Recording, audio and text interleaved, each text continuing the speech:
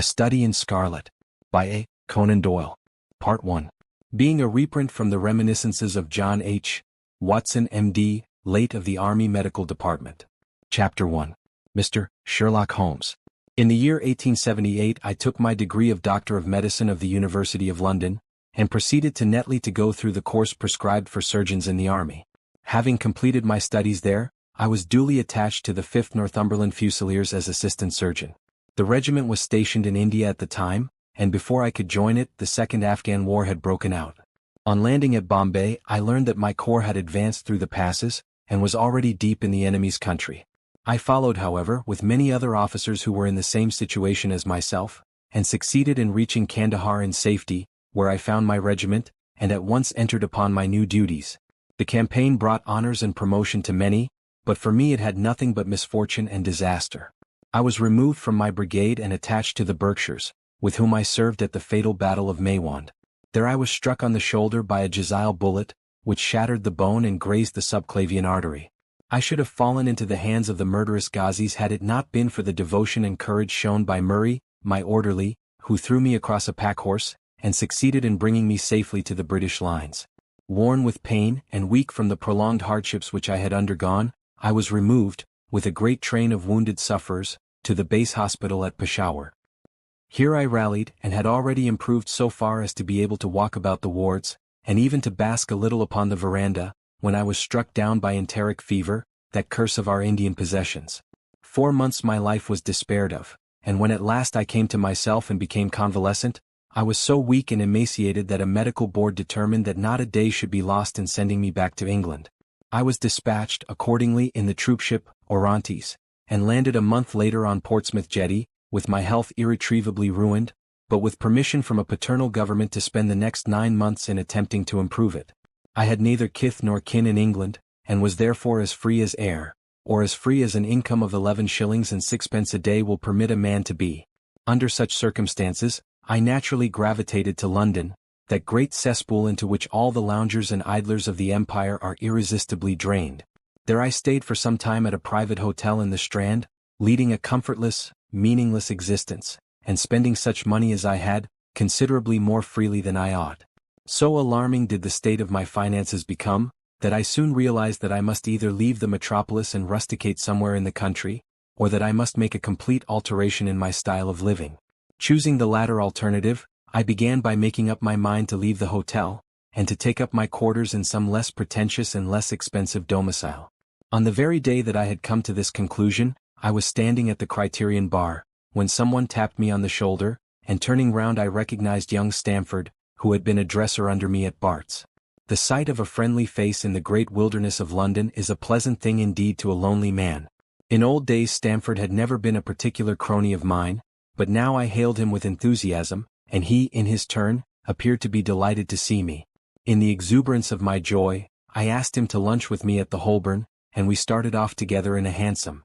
"Whatever have you been doing with yourself, Watson?" he asked in undisguised wonder, as we rattled through the crowded London streets. "You are as thin as a lath and as brown as a nut."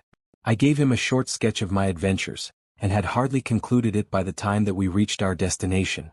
"Poor devil," he said commiseratingly after he had listened to my misfortunes. "What are you up to now?" "Looking for lodgings," I answered. "Trying to solve the problem as to whether it is possible to get comfortable rooms at a reasonable price." "That's a strange thing," remarked my companion. "You are the second man today that has used that expression to me." "And who was the first?" I asked. "A fellow who is working at the chemical laboratory up at the hospital. He was bemoaning himself this morning because he could not get someone to go halves with him in some nice rooms which he had found, and which were too much for his purse." "By Jove!" I cried, "if he really wants someone to share the rooms and the expense, I am the very man for him. I should prefer having a partner to being alone." Young Stamford looked rather strangely at me over his wineglass. "You don't know Sherlock Holmes yet," he said. "Perhaps you would not care for him as a constant companion." "Why, what is there against him?" "Oh, I didn't say there was anything against him. He is a little queer in his ideas, an enthusiast in some branches of science. As far as I know he is a decent fellow enough." "A medical student, I suppose?" said I. "No, I have no idea what he intends to go in for. I believe he is well up in anatomy and he is a first-class chemist. But as far as I know, he has never taken out any systematic medical classes. His studies are very desultory and eccentric, but he has amassed a lot of out-of-the-way knowledge which would astonish his professors. Did you never ask him what he was going in for? I asked. No. He is not a man that it is easy to draw out, though he can be communicative enough when the fancy seizes him. I should like to meet him, I said. If I am to lodge with anyone, I should prefer a man of studious and quiet habits. I am not strong enough yet to stand much noise or excitement. I had enough of both in Afghanistan to last me for the remainder of my natural existence. How could I meet this friend of yours? He is sure to be at the laboratory, returned my companion. He either avoids the place for weeks, or else he works there from morning to night. If you like, we shall drive round together after luncheon. Certainly, I answered, and the conversation drifted away into other channels. As we made our way to the hospital after leaving the Holborn, Stamford gave me a few more particulars about the gentleman whom I proposed to take as a fellow lodger. You mustn't blame me if you don't get on with him, he said. I know nothing more of him than I have learned from meeting him occasionally in the laboratory. You proposed this arrangement, so you must not hold me responsible. If we don't get on, it will be easy to part company, I answered. It seems to me, Stamford, I added, looking hard at my companion, that you have some reason for washing your hands of the matter. Is this fellow's temper so formidable, or what is it? Don't be mealy-mouthed about it. It is not easy to express the inexpressible, he answered with a laugh. Holmes is a little too scientific for my tastes. It approaches to cold-bloodedness. I could imagine his giving a friend a little pinch of the latest vegetable alkaloid, not out of malevolence, you understand, but simply out of a spirit of inquiry in order to have an accurate idea of the effects. To do him justice, I think that he would take it himself with the same readiness. He appears to have a passion for definite and exact knowledge. Very right too. Yes, but it may be pushed to excess. When it comes to beating the subjects in the dissecting rooms with a stick, it is certainly taking rather a bizarre shape. Beating the subjects. Yes, to verify how far bruises may be produced after death. I saw him at it with my own eyes.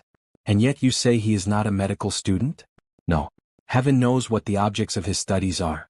But here we are, and you must form your own impressions about him. As he spoke, we turned down a narrow lane and passed through a small side door, which opened into a wing of the great hospital. It was familiar ground to me, and I needed no guiding as we ascended the bleak stone staircase and made our way down the long corridor with its vista of whitewashed wall and dun-colored doors. Near the further end a low arched passage branched away from it and led to the chemical laboratory. This was a lofty chamber, lined and littered with countless bottles. Broad, low tables were scattered about, which bristled with retorts, test tubes and little Bunsen lamps, with their blue flickering flames. There was only one student in the room, who was bending over a distant table absorbed in his work. At the sound of our steps he glanced round and sprang to his feet with a cry of pleasure. I've found it! I've found it! He shouted to my companion, running towards us with a test tube in his hand. I have found a reagent which is precipitated by hemoglobin, and by nothing else. Had he discovered a gold mine, greater delight could not have shone upon his features. Dr. Watson, Mr. Sherlock Holmes, said Stamford, introducing us. How are you? He said cordially, gripping my hand with a strength for which I should hardly have given him credit. You have been in Afghanistan, I perceive. How on earth did you know that? I asked in astonishment. Never mind, said he, chuckling to himself. The question now is about hemoglobin. No doubt you see the significance of this discovery of mine? It is interesting chemically, no doubt, I answered, but practically... Why, man, it is the most practical medical legal discovery for years. Don't you see that it gives us an infallible test for bloodstains? Come over here now. He seized me by the coat sleeve in his eagerness, and drew me over to the table at which he had been working. Let us have some fresh blood, he said, digging a long bodkin into his finger, and drawing off the resulting drop of blood in a chemical pipette. Now, I add this small quantity of blood to a liter of water. You perceive that the resulting mixture has the appearance of pure water. The proportion of blood cannot be more than 1 in a million. I have no doubt, however, that we shall be able to obtain the characteristic reaction. As he spoke, he threw into the vessel a few white crystals, and then added some drops of a transparent fluid. In an instant the contents assumed a dull mahogany color, and a brownish dust was precipitated to the bottom of the glass jar. Ha! Ha! He cried, clapping his hands and looking as delighted as a child with a new toy. What do you think of that? It seems to be a very delicate test, I remarked. Beautiful, beautiful. The old Guiacum test was very clumsy and uncertain. So is the microscopic examination for blood corpuscles. The latter is valueless if the stains are a few hours old. Now this appears to act as well whether the blood is old or new. Had this test been invented, there are hundreds of men now walking the earth who would long ago have paid the penalty of their crimes. Indeed, I murmured. Criminal cases are continually hinging upon that one point.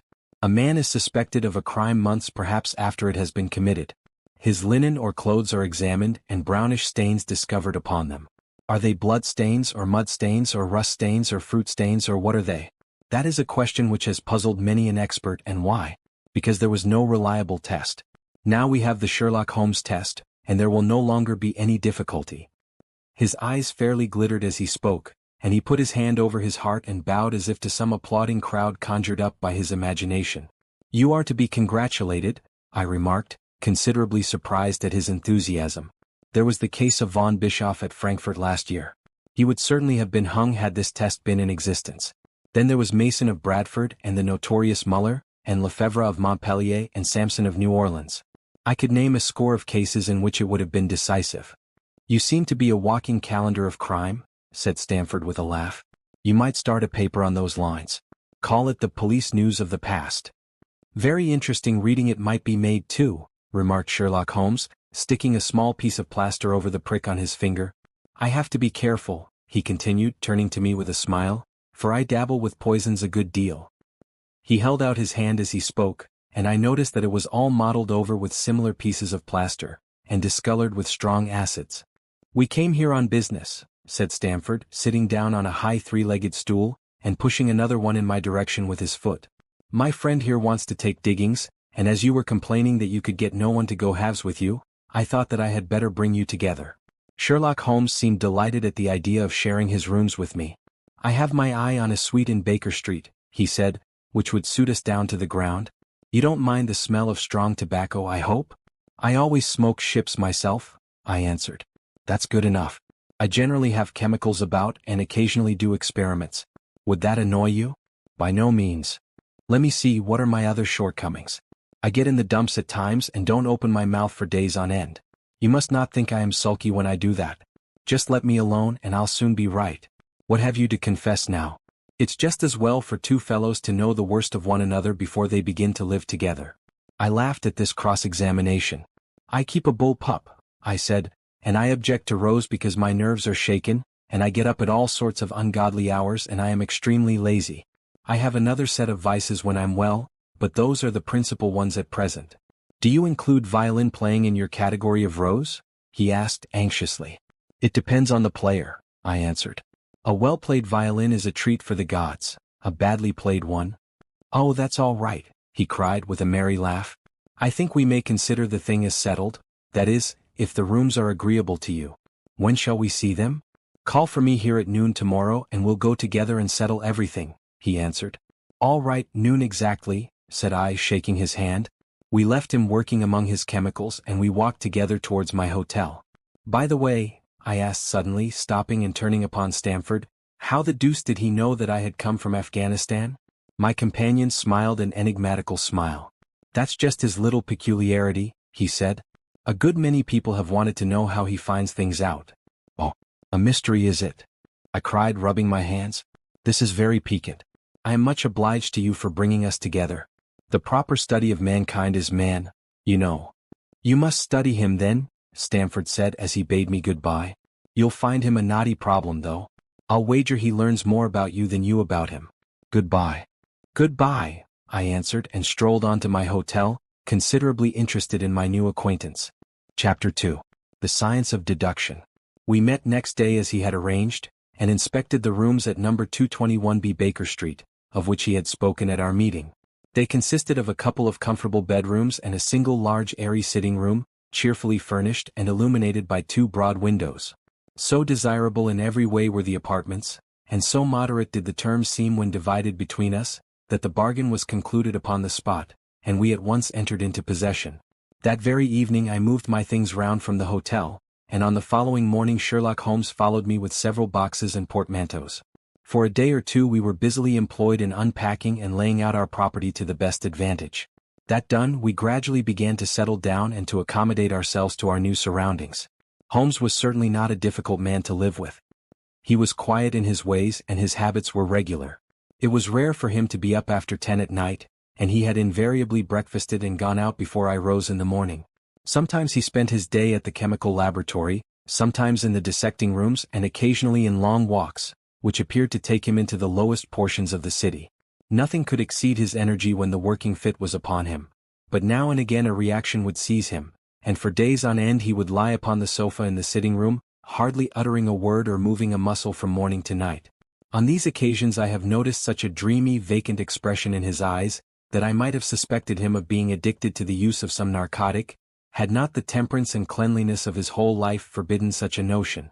As the weeks went by, my interest in him and my curiosity as to his aims in life gradually deepened and increased. His very person and appearance were such as to strike the attention of the most casual observer. In height he was rather over 6 feet, and so excessively lean that he seemed to be considerably taller.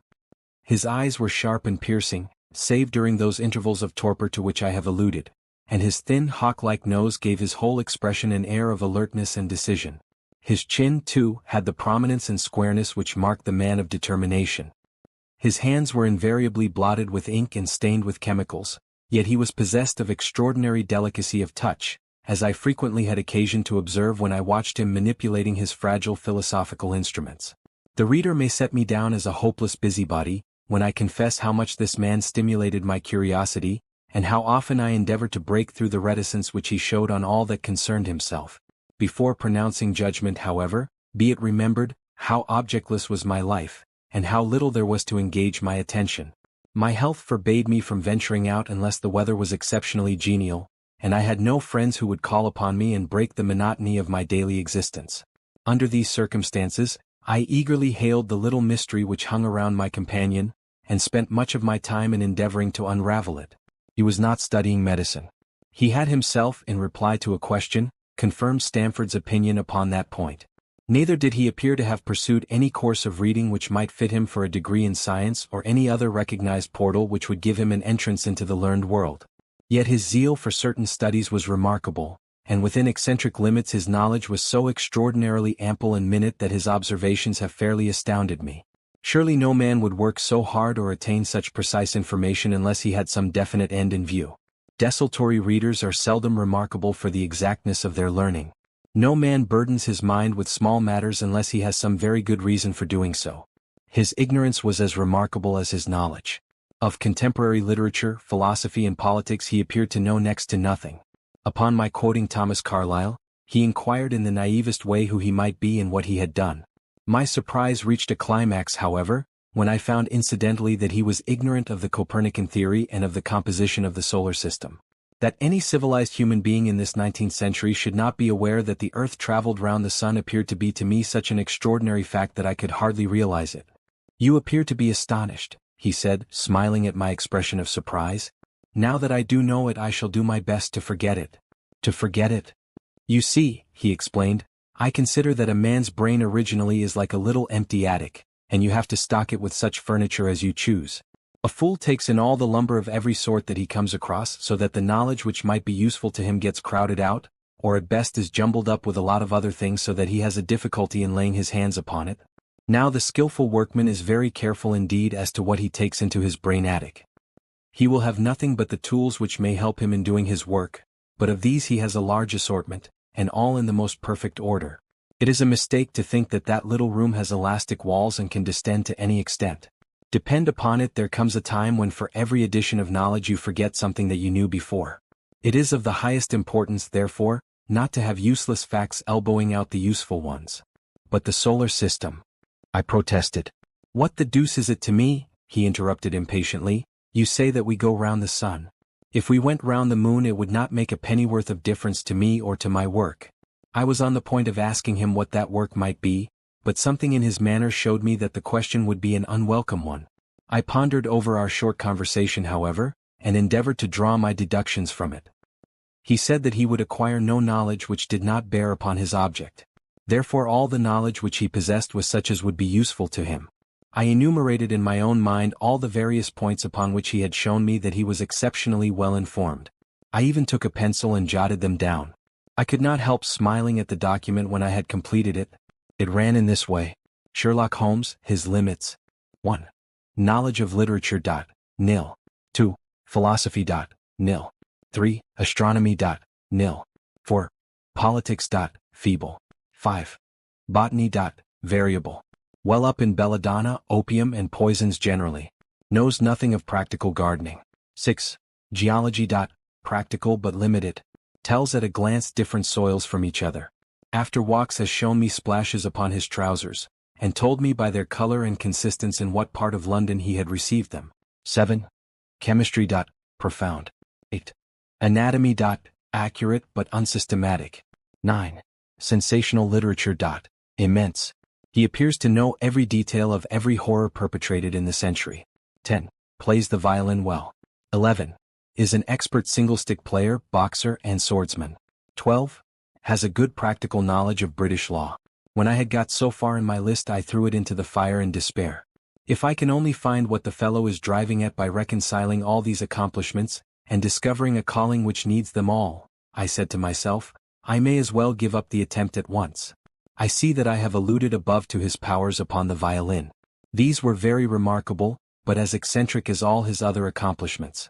That he could play pieces and difficult pieces I knew well because at my request he has played me some of Mendelssohn's Lieder and other favorites. When left to himself, however, he would seldom produce any music or attempt any recognized air.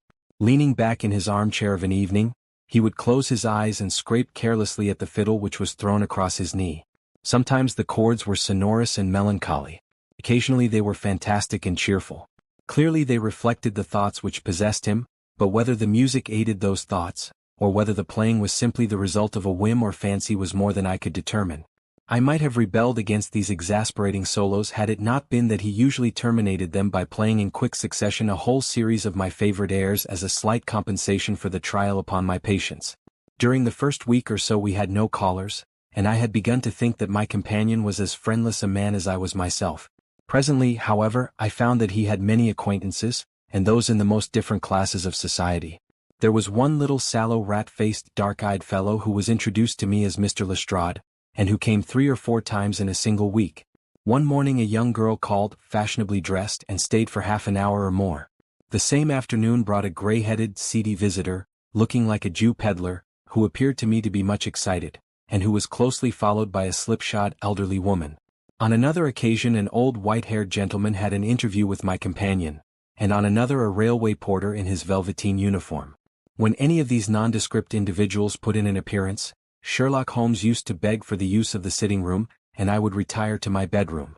He always apologized to me for putting me to this inconvenience.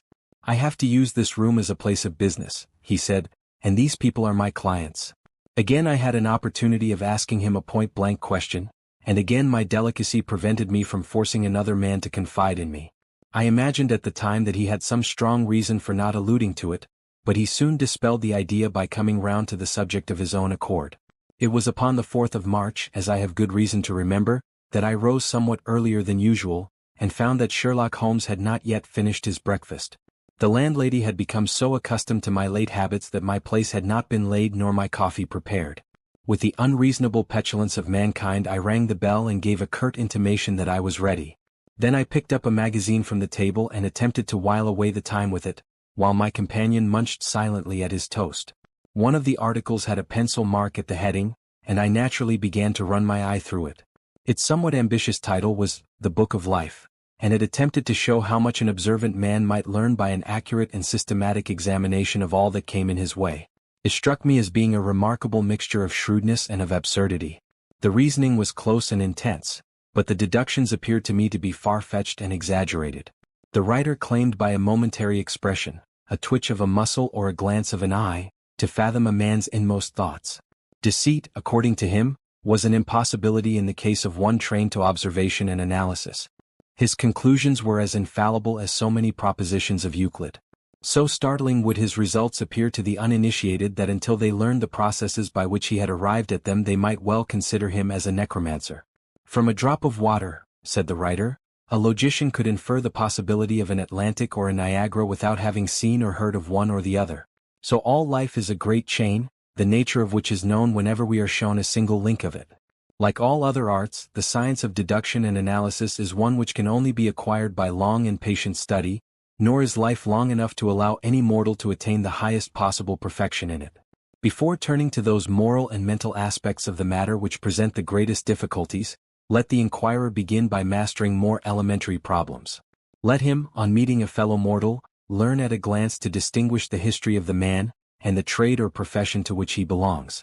Puerile as such an exercise may seem, it sharpens the faculties of observation, and teaches one where to look and what to look for. By a man's fingernails, by his coat sleeve, by his boot, by his trouser knees, by the callosities of his forefinger and thumb, by his expression, by his shirt cuffs, by each of these things a man's calling is plainly revealed. That all united should fail to enlighten the competent inquirer in any case is almost inconceivable. What ineffable twaddle! I cried, slapping the magazine down on the table. I never read such rubbish in my life. What is it? Asked Sherlock Holmes. Why, this article, I said, pointing at it with my egg spoon as I sat down to my breakfast. I see that you have read it since you have marked it. I don't deny that it is smartly written. It irritates me though. It is evidently the theory of some armchair lounger who evolves all these neat little paradoxes in the seclusion of his own study. It is not practical. I should like to see him clapped down in a third-class carriage on the Underground, and asked to give the trades of all his fellow travelers. I would lay 1,000 to 1 against him. You would lose your money, Sherlock Holmes remarked calmly. As for the article, I wrote it myself.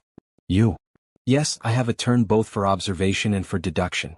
The theories which I have expressed there, and which appear to you to be so chimerical, are really extremely practical, so practical that I depend upon them for my bread and cheese. And how? I asked involuntarily. Well, I have a trade of my own. I suppose I am the only one in the world. I'm a consulting detective, if you can understand what that is. Here in London we have lots of government detectives and lots of private ones. When these fellows are at fault they come to me and I manage to put them on the right scent. They lay all the evidence before me, and I am generally able, by the help of my knowledge of the history of crime, to set them straight. There is a strong family resemblance about misdeeds, and if you have all the details of 1,000 at your finger ends, it is odd if you can't unravel the 1,000 first. Lestrade is a well-known detective. He got himself into a fog recently over a forgery case, and that was what brought him here. And these other people? They are mostly sent on by private inquiry agencies. They are all people who are in trouble about something and want a little enlightening. I listen to their story, they listen to my comments, and then I pocket my fee. But do you mean to say, I said, that without leaving your room you can unravel some knot which other men can make nothing of, although they have seen every detail for themselves? Quite so. I have a kind of intuition that way. Now and again a case turns up which is a little more complex. Then I have to bustle about and see things with my own eyes. You see, I have a lot of special knowledge which I apply to the problem, and which facilitates matters wonderfully. Those rules of deduction laid down in that article which aroused your scorn, are invaluable to me in practical work. Observation with me is second nature. You appeared to be surprised when I told you, on our first meeting, that you had come from Afghanistan. You were told, no doubt. Nothing of the sort. I knew you came from Afghanistan. From long habit the train of thoughts ran so swiftly through my mind, that I arrived at the conclusion without being conscious of intermediate steps.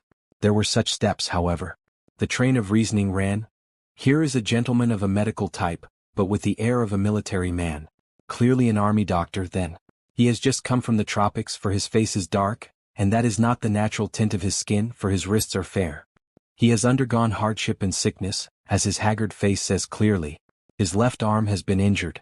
He holds it in a stiff and unnatural manner. Where in the tropics could an English army doctor have seen much hardship and got his arm wounded?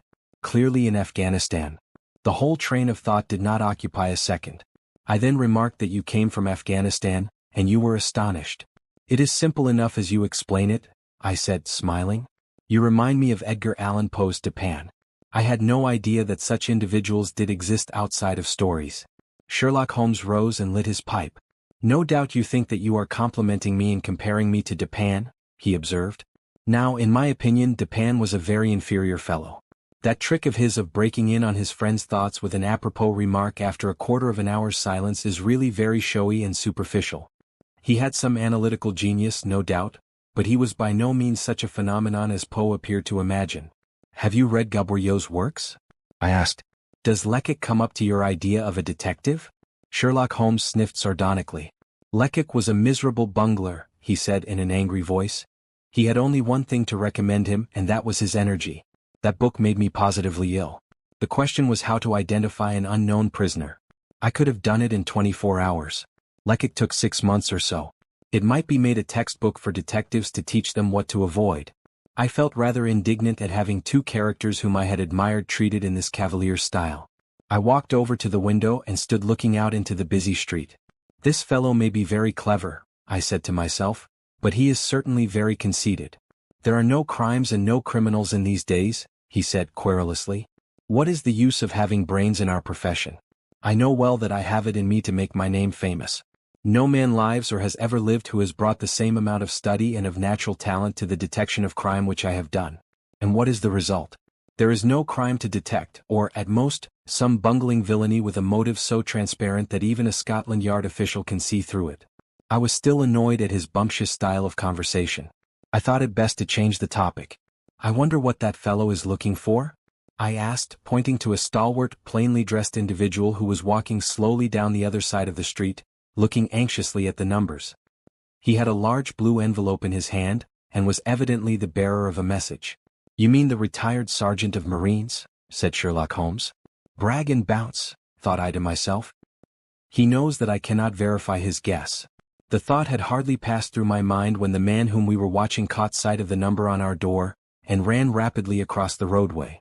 We heard a loud knock, a deep voice below, and heavy steps ascending the stair.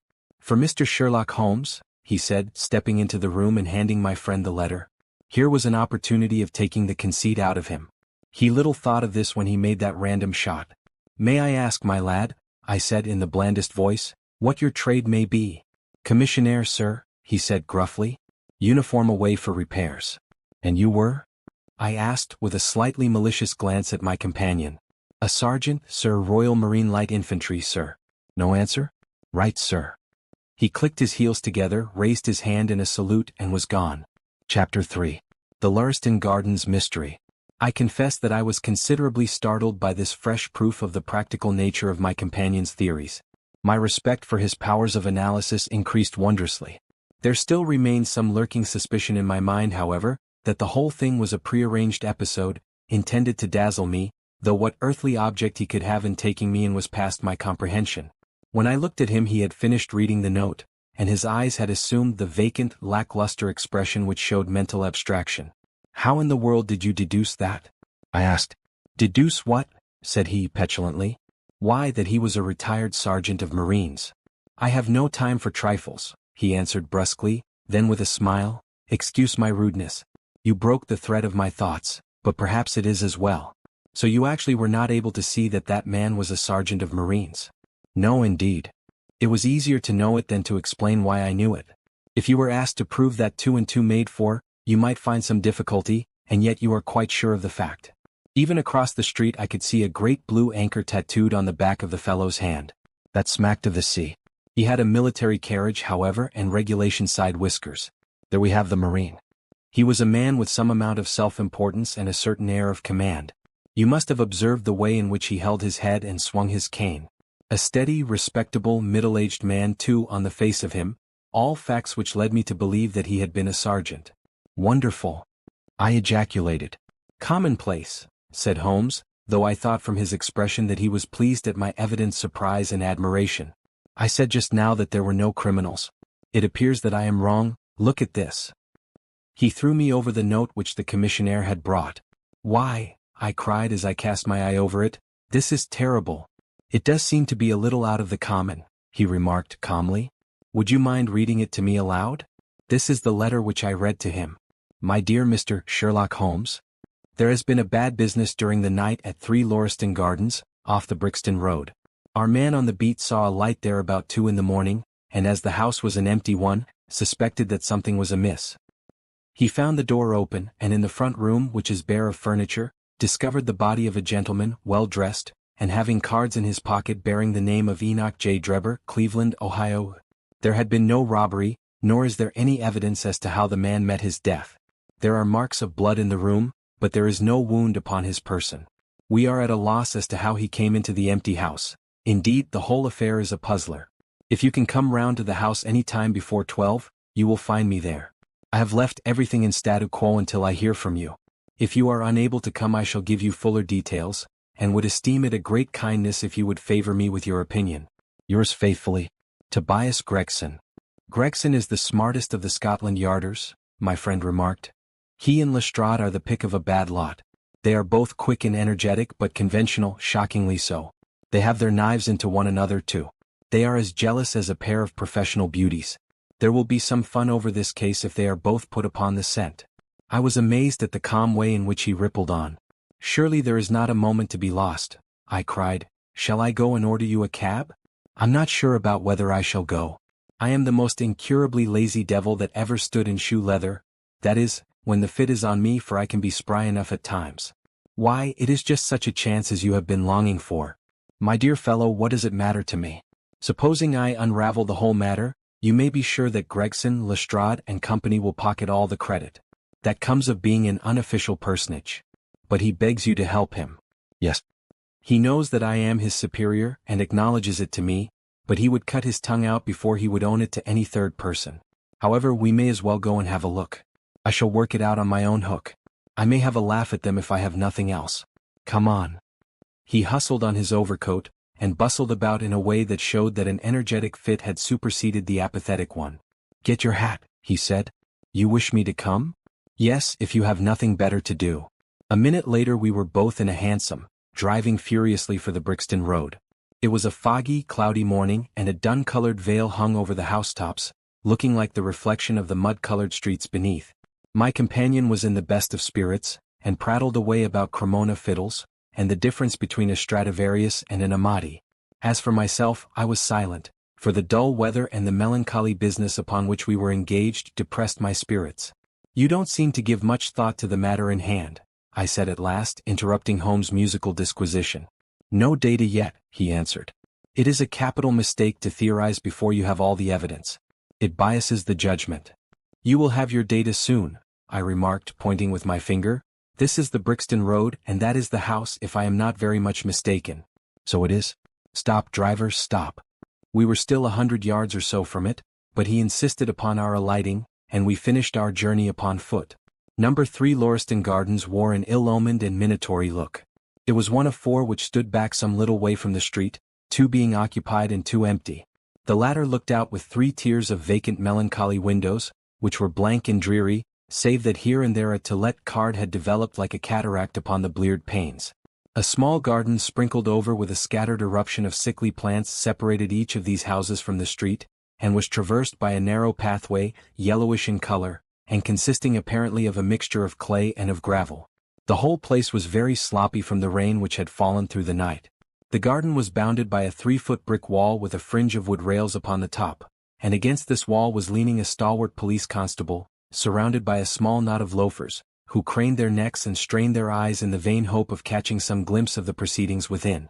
I had imagined that Sherlock Holmes would at once have hurried into the house and plunged into a study of the mystery. Nothing appeared to be further from his intention. With an air of nonchalance which, under the circumstances, seemed to me to border upon affectation, he lounged up and down the pavement, and gazed vacantly at the ground, the sky, the opposite houses and the line of railings. Having finished his scrutiny, he proceeded slowly down the path, or rather down the fringe of grass which flanked the path, keeping his eyes riveted upon the ground. Twice he stopped, and once I saw him smile, and heard him utter an exclamation of satisfaction. There were many marks of footsteps upon the wet clayey soil, but since the police had been coming and going over it, I was unable to see how my companion could hope to learn anything from it. Still I had had such extraordinary evidence of the quickness of his perceptive faculties, that I had no doubt that he could see a great deal which was hidden from me. At the door of the house we were met by a tall, white-faced, flaxen-haired man, with a notebook in his hand, who rushed forward and wrung my companion's hand with effusion. "It is indeed kind of you to come," he said. "I have had everything left untouched." "Except that," my friend answered, pointing at the pathway. "If a herd of buffaloes had passed along there could not be a greater mess. No doubt, however, you had drawn your own conclusions, Gregson, before you permitted this." "I have had so much to do inside the house," the detective said evasively. "My colleague, Mr. Lestrade, is here. I had relied upon him to look after this." Holmes glanced at me and raised his eyebrows sardonically. "With 2 such men as yourself and Lestrade upon the ground, There will not be much for a third party to find out, he said. Gregson rubbed his hands in a self-satisfied way. I think we have done all that can be done, he answered. It's a queer case though, and I knew your taste for such things. You did not come here in a cab? Asked Sherlock Holmes. No, sir. Nor Lestrade. No, sir. Then let us go and look at the room. With which inconsequent remark he strode on into the house, followed by Gregson, whose features expressed his astonishment. A short passage, bare-planked and dusty, led to the kitchen and offices. 2 doors opened out of it to the left and to the right. One of these had obviously been closed for many weeks. The other belonged to the dining room, which was the apartment in which the mysterious affair had occurred. Holmes walked in, and I followed him with that subdued feeling at my heart which the presence of death inspires. It was a large square room, looking all the larger from the absence of all furniture. A vulgar flaring paper adorned the walls, but it was blotched in places with mildew, and here and there great strips had become detached and hung down, exposing the yellow plaster beneath. Opposite the door was a showy fireplace, surmounted by a mantelpiece of imitation white marble. On one corner of this was stuck the stump of a red wax candle. The solitary window was so dirty that the light was hazy and uncertain, giving a dull gray tinge to everything, which was intensified by the thick layer of dust which coated the whole apartment. All these details I observed afterwards. At present my attention was centered upon the single grim motionless figure which lay stretched upon the boards, with vacant sightless eyes staring up at the discolored ceiling. It was that of a man about 43 or 44 years of age, middle-sized, broad-shouldered, with crisp curling black hair, and a short stubbly beard. He was dressed in a heavy broadcloth frock coat and waistcoat, with light-colored trousers and immaculate collar and cuffs. A top hat, well brushed and trim, was placed upon the floor beside him. His hands were clenched and his arms thrown abroad, while his lower limbs were interlocked as though his death struggle had been a grievous one. On his rigid face there stood an expression of horror, and as it seemed to me, of hatred, such as I have never seen upon human features. This malignant and terrible contortion, combined with the low forehead, blunt nose, and prognathous jaw gave the dead man a singularly simious and ape-like appearance, which was increased by his writhing, unnatural posture.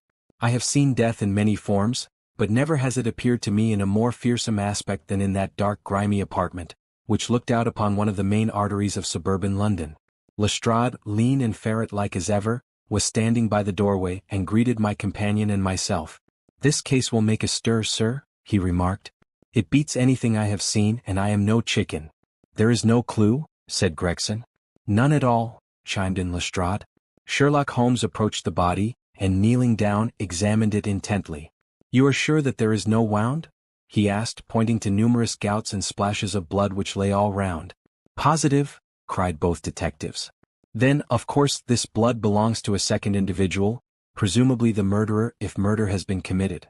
It reminds me of the circumstances attendant on the death of Van Jansen in Utrecht in the year '34. Do you remember the case, Gregson?" "No, sir." "Read it up, you really should. There is nothing new under the sun. It has all been done before." As he spoke, his nimble fingers were flying here, there, and everywhere, feeling, pressing, unbuttoning, examining, while his eyes wore the same faraway expression which I have already remarked upon. So swiftly was the examination made, that one would hardly have guessed the minuteness with which it was conducted. Finally, he sniffed the dead man's lips, and then glanced at the soles of his patent leather boots. "He has not been moved at all?" he asked. "No more than was necessary for the purposes of our examination.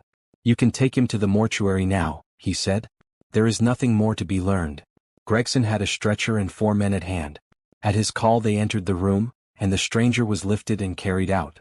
As they raised him, a ring tinkled down and rolled across the floor. Lestrade grabbed it up and stared at it with mystified eyes. "There's been a woman here," he cried.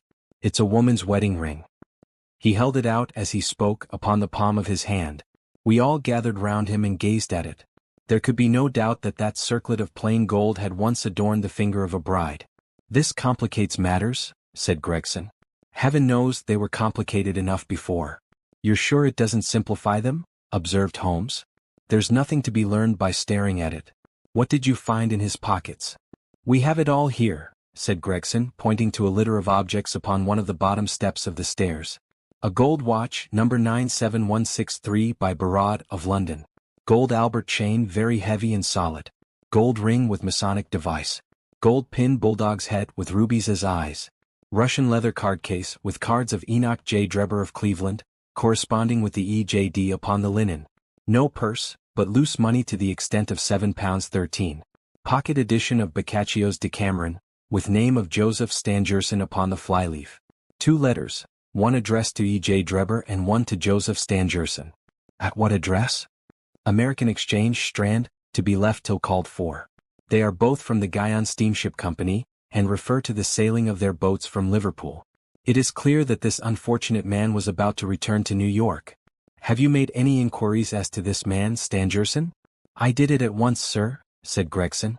I have had advertisements sent to all the newspapers, and one of my men has gone to the American Exchange, but he has not returned yet.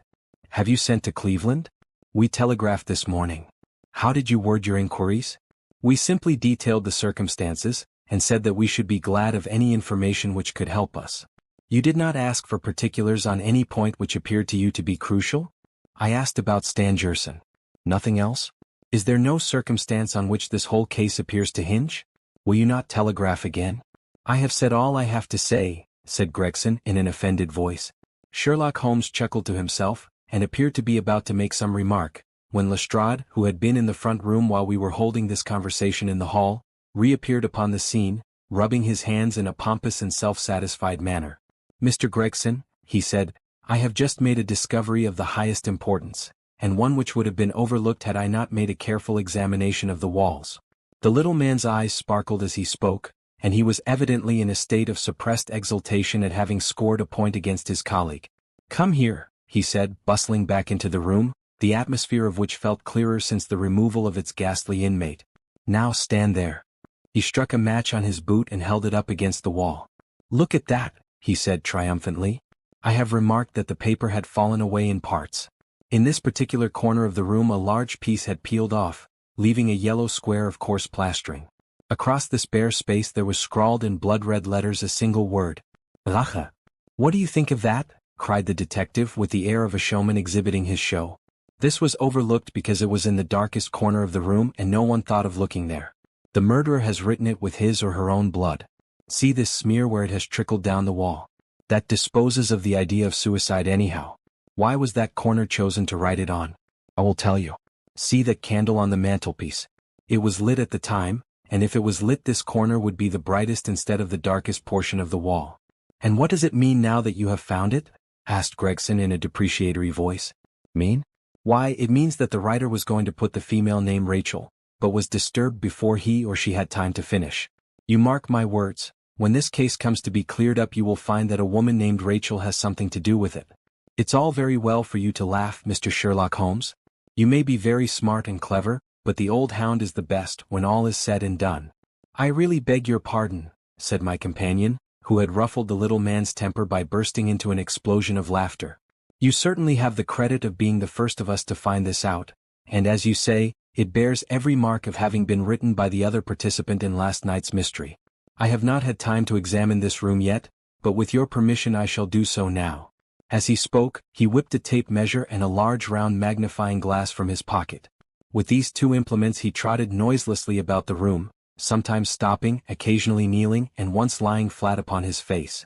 So engrossed was he with his occupation that he appeared to have forgotten our presence, for he chattered away to himself under his breath the whole time, keeping up a running fire of exclamations, groans, whistles, and little cries suggestive of encouragement and of hope.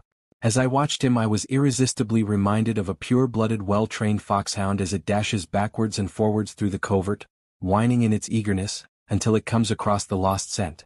For 20 minutes or more he continued his researches, measuring with the most exact care the distance between marks which were entirely invisible to me, and occasionally applying his tape to the walls in an equally incomprehensible manner. In one place he gathered up very carefully a little pile of grey dust from the floor, and packed it away in an envelope. Finally, he examined with his glass the word upon the wall, going over every letter of it with the most minute exactness. This done, he appeared to be satisfied, for he replaced his tape and his glass in his pocket. They say that genius is an infinite capacity for taking pains, he remarked with a smile. It's a very bad definition, but it does apply to detective work. Gregson and Lestrade had watched the maneuvers of their amateur companion with considerable curiosity and some contempt. They evidently failed to appreciate the fact, which I had begun to realize, that Sherlock Holmes' smallest actions were all directed towards some definite and practical end. "What do you think of it, sir?" they both asked. "It would be robbing you of the credit of the case if I was to presume to help you," remarked my friend. "You are doing so well now that it would be a pity for anyone to interfere." There was a world of sarcasm in his voice as he spoke. "If you will let me know how your investigations go," he continued, "I shall be happy to give you any help I can. In the meantime, I should like to speak to the constable who found the body. Can you give me his name and address?" Lestrade glanced at his notebook. "John Rance," he said. "He is off duty now. You will find him at 46 Audley Court, Kennington Park Gate." Holmes took a note of the address. "Come along, doctor," he said. "We shall go and look him up. I'll tell you one thing which may help you in the case," he continued, turning to the two detectives. "There has been murder done, and the murderer was a man. He was more than 6 feet high, was in the prime of life, had small feet for his height, wore coarse, square-toed boots and smoked a Trichinopoly cigar. He came here with his victim in a four-wheeled cab, which was drawn by a horse with 3 old shoes and 1 new one on his off foreleg. In all probability the murderer had a florid face, and the fingernails of his right hand were remarkably long. These are only a few indications, but they may assist you." Lestrade and Gregson glanced at each other with an incredulous smile. "If this man was murdered, how was it done?" asked the former. "Poison," said Sherlock Holmes curtly and strode off. "One other thing, Lestrade," he added, turning round at the door. "Rache is the German for revenge, so don't lose your time looking for Miss Rachel." With which Parthian shot he walked away, leaving the two rivals open-mouthed behind him. Chapter 4. What John Rance had to tell. It was 1 o'clock when we left number 3 Lauriston Gardens. Sherlock Holmes led me to the nearest telegraph office, whence he dispatched a long telegram. He then hailed a cab and ordered the driver to take us to the address given us by Lestrade. "There is nothing like first-hand evidence," he remarked. "As a matter of fact, my mind is entirely made up upon the case, but still we may as well learn all that is to be learned."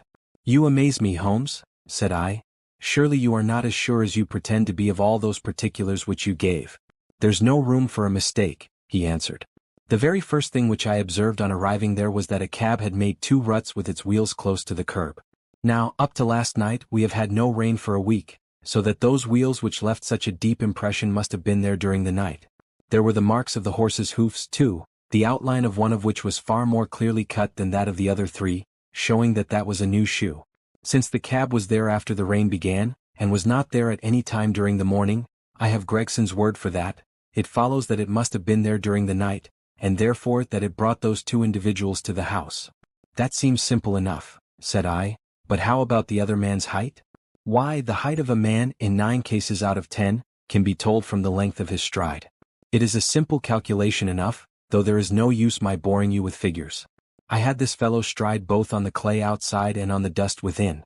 Then I had a way of checking my calculation. When a man writes on a wall, his instinct leads him to write about the level of his own eyes. Now that writing was just over 6 feet from the ground. It was child's play." "And his age?" I asked. "Well, if a man can stride 4½ feet without the smallest effort, he can't be quite in the sere and yellow.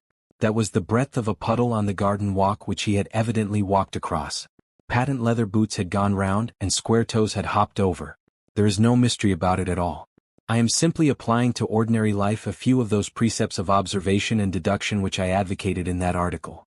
Is there anything else that puzzles you?" "The finger-nails and the Trichinopoly," I suggested.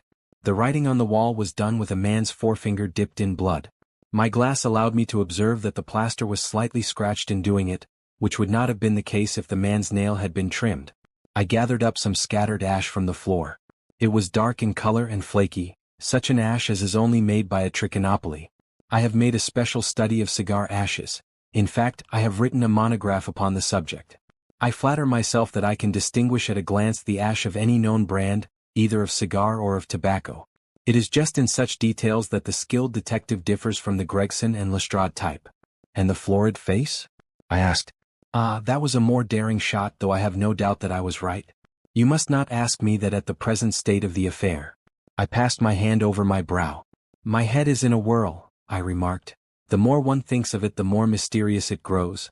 How came these 2 men, if there were 2 men, into an empty house?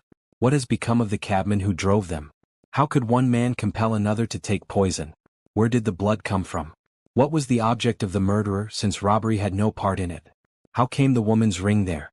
Above all, why should the second man write up the German word rake before decamping? I confess that I cannot see any possible way of reconciling all these facts. My companion smiled approvingly. You sum up the difficulties of the situation succinctly and well, he said. There is much that is still obscure, though I have quite made up my mind on the main facts. As to poor Lestrade's discovery, it was simply a blind intended to put the police upon a wrong track, by suggesting socialism and secret societies. It was not done by a German. The A, if you noticed, was printed somewhat after the German fashion. Now, a real German invariably prints in the Latin character, so that we may safely say that this was not written by one, but by a clumsy imitator who overdid his part. It was simply a ruse to divert inquiry into a wrong channel. I'm not going to tell you much more of the case, Doctor. You know a conjurer gets no credit when once he has explained his trick, and if I show you too much of my method of working, you will come to the conclusion that I am a very ordinary individual after all. I shall never do that, I answered. You have brought detection as near an exact science as it ever will be brought in this world. My companion flushed up with pleasure at my words, and the earnest way in which I uttered them. I had already observed that he was as sensitive to flattery on the score of his art as any girl could be of her beauty. I'll tell you one other thing, he said. Patent Leathers and Square Toes came in the same cab, and they walked down the pathway together as friendly as possible, arm in all probability. When they got inside they walked up and down the room, or rather Patent Leathers stood still while Square Toes walked up and down. I could read all that in the dust, and I could read that as he walked he grew more and more excited. That is shown by the increased length of his strides. He was talking all the while and working himself up, no doubt, into a fury. Then the tragedy occurred. I've told you all I know myself now, for the rest is mere surmise and conjecture. We have a good working basis, however, on which to start. We must hurry up, for I want to go to Halley's concert to hear Norman Neruda this afternoon.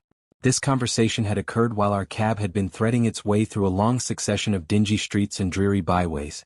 In the dingiest and dreariest of them our driver suddenly came to a stand. That's Audley Court in there, he said, pointing to a narrow slit in the line of dead-colored brick. You'll find me here when you come back. Audley Court was not an attractive locality. The narrow passage led us into a quadrangle paved with flags and lined by sordid dwellings. We picked our way among groups of dirty children and through lines of discolored linen, until we came to number 46, the door of which was decorated with a small slip of brass on which the name Rance was engraved. On inquiry we found that the constable was in bed, and we were shown into a little front parlor to await his coming. He appeared presently, looking a little irritable at being disturbed in his slumbers. I made my report at the office, he said. Holmes took a half-sovereign from his pocket and played with it pensively. We thought that we should like to hear it all from your own lips, he said. I shall be most happy to tell you anything I can, the constable answered with his eyes upon the little golden disc. Just let us hear it all in your own way as it occurred. Rance sat down on the horsehair sofa, and knitted his brows as though determined not to omit anything in his narrative. I'll tell it ye from the beginning, he said. My time is from 10 at night to 6 in the morning. At 11 there was a fight at the White Hart, but bar that all was quiet enough on the beat.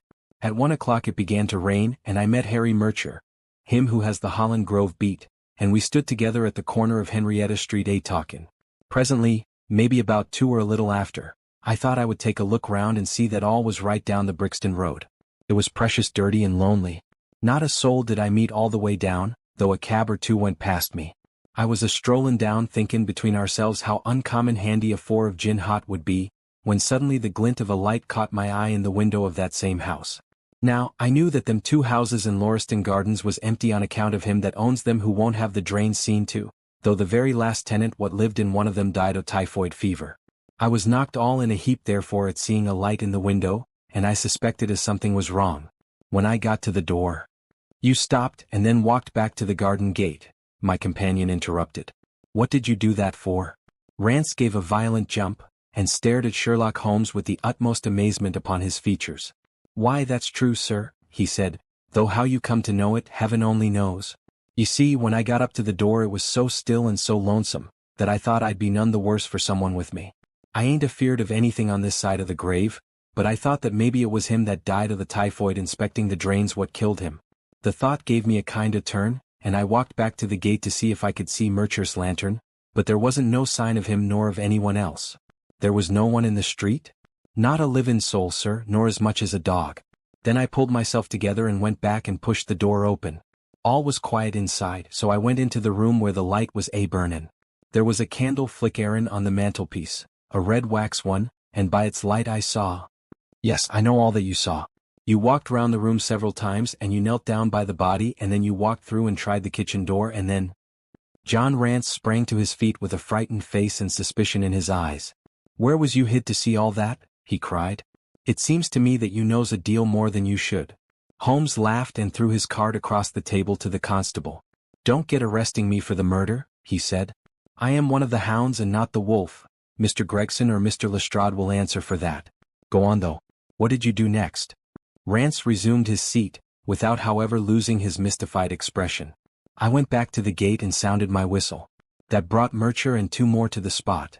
Was the street empty then? Well, it was as far as anybody that could be of any good goes. What do you mean? The constable's features broadened into a grin. I've seen many a drunk chap in my time, he said, but never anyone so cryin' drunk as that cove. He was at the gate when I came out leanin' up agin the railings and singin' at the pitch o' his lungs about Columbine's newfangled banner or some such stuff. He couldn't stand far less help. What sort of a man was he? Asked Sherlock Holmes. John Rance appeared to be somewhat irritated at this digression. He was an uncommon drunk sort o' man, he said. He'd have found hisself in the station if we hadn't been so took up. His face, his dress, didn't you notice them? Holmes broke in impatiently. I should think I did notice them, seeing that I had to prop him up, me and Murcher between us. He was a long chap with a red face, the lower part muffled round. That will do, cried Holmes. What became of him? We'd enough to do without looking after him, the policeman said in an aggrieved voice. I'll wager he found his way home all right. How was he dressed? A brown overcoat. Had he a whip in his hand? A whip, no. He must have left it behind, muttered my companion. You didn't happen to see or hear a cab after that? No. There's a half-sovereign for you, my companion said, standing up and taking his hat. I am afraid, Rance, that you will never rise in the force. That hat of yours should be for use as well as ornament. You might have gained your sergeant's stripes last night. The man whom you held in your hands is the man who holds the clue of this mystery, and whom we are seeking. There is no use of arguing about it now. I tell you that it is so. Come along, doctor. We started off for the cab together, leaving our informant incredulous, but obviously uncomfortable. The blundering fool, Holmes said bitterly as we drove back to our lodgings. Just to think of his having such an incomparable bit of good luck, and not taking advantage of it. I am rather in the dark still. It is true that the description of this man tallies with your idea of the second party in this mystery. But why should he come back to the house after leaving it? That is not the way of criminals.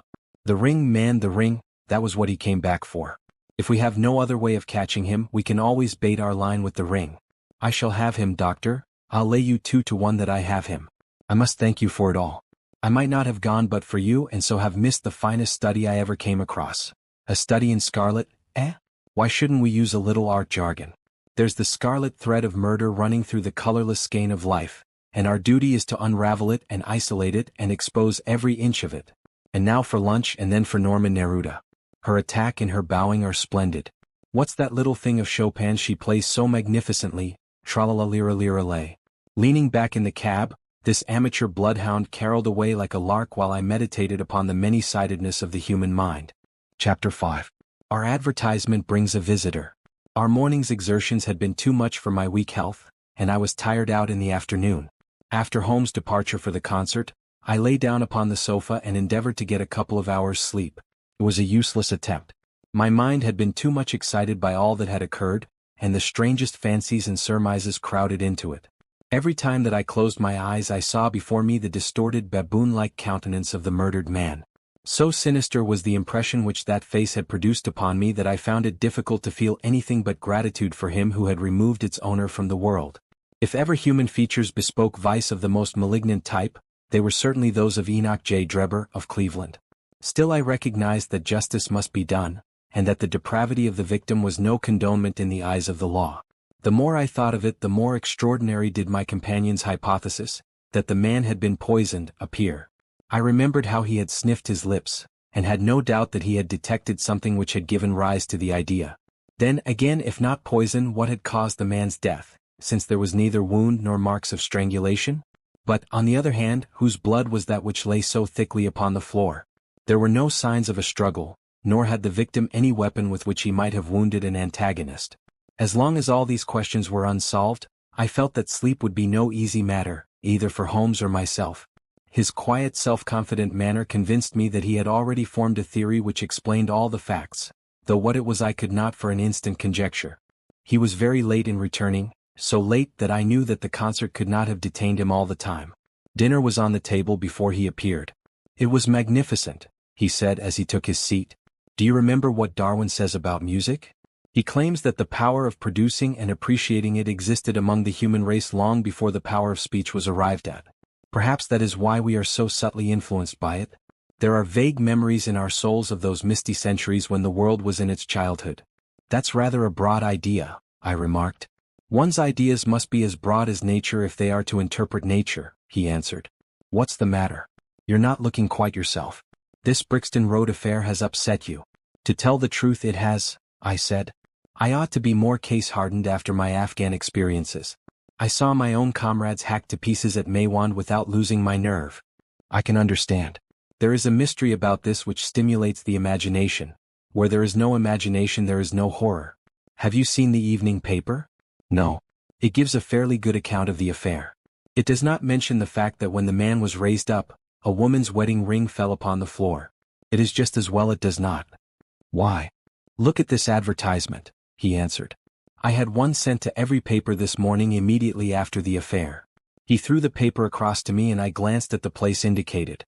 It was the first announcement in the found column. In Brixton Road this morning, it ran, "A plain gold wedding ring found in the roadway between the White Hart Tavern and Holland Grove. Apply Dr. Watson, 221B Baker Street, between 8 and 9 this evening." "Excuse my using your name," he said. "If I used my own some of these dunderheads would recognize it, and want to meddle in the affair." "That is all right," I answered. "But supposing anyone applies, I have no ring." "Oh yes you have," said he, handing me one. "This will do very well. It is almost a facsimile. And who do you expect will answer this advertisement?" "Why, the man in the brown coat, our florid friend with the square toes. If he does not come himself he will send an accomplice." "Would he not consider it as too dangerous?" "Not at all. If my view of the case is correct, and I have every reason to believe that it is, this man would rather risk anything than lose the ring. According to my notion he dropped it while stooping over Drebber's body, and did not miss it at the time. After leaving the house he discovered his loss and hurried back, but found the police already in possession, owing to his own folly in leaving the candle burning. He had to pretend to be drunk in order to allay the suspicions which might have been aroused by his appearance at the gate. Now put yourself in that man's place. On thinking the matter over, it must have occurred to him that it was possible that he had lost the ring in the road after leaving the house. What would he do then? He would eagerly look out for the evening papers in the hope of seeing it among the articles found. His eye, of course, would light upon this. He would be overjoyed. Why should he fear a trap? There would be no reason in his eyes why the finding of the ring should be connected with the murder. He would come. He will come. You shall see him within an hour? And then? I asked. Oh, you can leave me to deal with him then. Have you any arms? I have my old service revolver and a few cartridges. You had better clean it and load it. He will be a desperate man, and though I shall take him unawares, it is as well to be ready for anything. I went to my bedroom and followed his advice. When I returned with the pistol the table had been cleared, and Holmes was engaged in his favorite occupation of scraping upon his violin. "The plot thickens," he said as I entered. "I have just had an answer to my American telegram. My view of the case is the correct one." "And that is?" I asked eagerly. "My fiddle would be the better for new strings," he remarked. "Put your pistol in your pocket. When the fellow comes speak to him in an ordinary way. Leave the rest to me. Don't frighten him by looking at him too hard." "It is 8 o'clock now," I said, glancing at my watch. "Yes. He will probably be here in a few minutes. Open the door slightly. That will do. Now put the key on the inside. Thank you.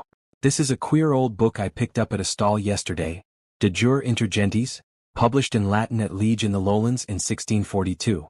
Charles's head was still firm on his shoulders when this little brown-backed volume was struck off. Who is the printer? Philippe de Croix, whoever he may have been. On the flyleaf, in very faded ink, is written Ex Libris Guglielmi White. I wonder who William White was. Some pragmatical 17th-century lawyer, I suppose. His writing has a legal twist about it. Here comes our man, I think." As he spoke there was a sharp ring at the bell. Sherlock Holmes rose softly and moved his chair in the direction of the door. We heard the servant pass along the hall, and the sharp click of the latch as she opened it. "Does Dr. Watson live here?" asked a clear but rather harsh voice. We could not hear the servant's reply, but the door closed and someone began to ascend the stairs. The footfall was an uncertain and shuffling one. A look of surprise passed over the face of my companion as he listened to it. It came slowly along the passage and there was a feeble tap at the door. "Come y cried." At my summons, instead of the man of violence whom we expected, a very old and wrinkled woman hobbled into the apartment. She appeared to be dazzled by the sudden blaze of light, and after dropping a curtsy, she stood blinking at us with her bleared eyes and fumbling in her pocket with nervous, shaky fingers. I glanced at my companion, and his face had assumed such a disconsolate expression that it was all I could do to keep my countenance. The old crone drew out an evening paper and pointed at our advertisement. "It's this as has brought me, good gentleman," she said, dropping another curtsy, "a gold wedding ring in the Brixton Road. It belongs to my girl Sally, as was married only this time 12-month, which her husband is steward aboard a Union boat, and what he'd say if he come 'ome and found her without her ring is more than I can think, he being short enough at the best of times, but more especially when he has the drink. If it please you, she went to the circus last night along with—" "Is that her ring?" I asked. "The Lord be thanked," cried the old woman. "Sally will be a glad woman this night. That's the ring." "And what may your address be?" I inquired, taking up a pencil. 13 Duncan Street, Houndsditch. A weary way from here. "The Brixton Road does not lie between any circus and Houndsditch," said Sherlock Holmes sharply. The old woman faced round and looked keenly at him from her little red-rimmed eyes. "The gentleman asked me for my address," she said. "Sally lives in lodgings at 3 Mayfield Place, Peckham. And your name is?" "My name is Sawyer, hers is Dennis, which Tom Dennis married her, and a smart, clean lad too as long as he's at sea and no steward in the company more thought of. But when on shore, what with the women and what with liquor shops." "Here is your ring, Mrs. Sawyer," I interrupted in obedience to a sign from my companion. "It clearly belongs to your daughter, and I am glad to be able to restore it to the rightful owner." With many mumbled blessings and protestations of gratitude the old crone packed it away in her pocket, and shuffled off down the stairs. Sherlock Holmes sprang to his feet the moment that she was gone and rushed into his room. He returned in a few seconds enveloped in an ulster and a cravat. "I'll follow her," he said hurriedly. "She must be an accomplice and will lead me to him. Wait up for me." The hall door had hardly slammed behind our visitor before Holmes had descended the stair. Looking through the window I could see her walking feebly along the other side, while her pursuer dogged her some little distance behind. Either his whole theory is incorrect, I thought to myself, or else he will be led now to the heart of the mystery. There was no need for him to ask me to wait up for him, for I felt that sleep was impossible until I heard the result of his adventure. It was close upon 9 when he set out. I had no idea how long he might be, but I sat stolidly puffing at my pipe and skipping over the pages of Henri Murger's Vie de Bohème. 10 o'clock passed, and I heard the footsteps of the maid as they pattered off to bed. 11, and the more stately tread of the landlady passed my door, bound for the same destination. It was close upon 12 before I heard the sharp sound of his latchkey. The instant he entered I saw by his face that he had not been successful. Amusement and chagrin seemed to be struggling for the mastery, until the former suddenly carried the day, and he burst into a hearty laugh. "I wouldn't have the Scotland Yarders know it for the world," he cried, dropping into his chair. "I have chaffed them so much that they would never have let me hear the end of it. I can afford to laugh because I know that I will be even with them in the long run." "What is it then?" I asked. "Oh, I don't mind telling a story against myself." That creature had gone a little way when she began to limp and show every sign of being footsore. Presently she came to a halt, and hailed a four-wheeler which was passing. I managed to be close to her so as to hear the address, but I need not have been so anxious, for she sang it out loud enough to be heard at the other side of the street. "Drive to 13 Duncan Street, Hounds," she cried. This begins to look genuine, I thought, and having seen her safely inside, I perched myself behind. That's an art which every detective should be an expert at. Well, away we rattled, and never drew rein until we reached the street in question. I hopped off before we came to the door, and strolled down the street in an easy, lounging way. I saw the cab pull up. The driver jumped down and I saw him open the door and stand expectantly. Nothing came out though. When I reached him he was groping about frantically in the empty cab, and giving vent to the finest assorted collection of odes that ever I listened to. There was no sign or trace of his passenger, and I fear it will be some time before he gets his fare. On inquiring at number 13 we found that the house belonged to a respectable paperhanger, named Keswick, and that no one of the name either of Sawyer or Dennis had ever been heard of there. You don't mean to say, I cried in amazement, that tottering, feeble old woman was able to get out of the cab while it was in motion, without either you or the driver seeing her? Old woman be damned, said Sherlock Holmes sharply. We were the old women to be so taken in. It must have been a young man and an active one too, besides being an incomparable actor. The get-up was inimitable. He saw that he was followed, no doubt, and used this means of giving me the slip. It shows that the man we are after is not as lonely as I imagined he was, but has friends who are ready to risk something for him. Now, doctor, you are looking done up. Take my advice and turn in. I was certainly feeling very weary, so I obeyed his injunction. I left Holmes seated in front of the smoldering fire, and long into the watches of the night I heard the low, melancholy wailings of his violin, and knew that he was still pondering over the strange problem which he had set himself to unravel. Chapter 6. Tobias Gregson Shows What He Can Do. The papers next day were full of the Brixton mystery, as they termed it. Each had a long account of the affair, and some had leaders upon it in addition. There was some information in them which was new to me. I still retain in my scrapbook numerous clippings and extracts bearing upon the case. Here is a condensation of a few of them.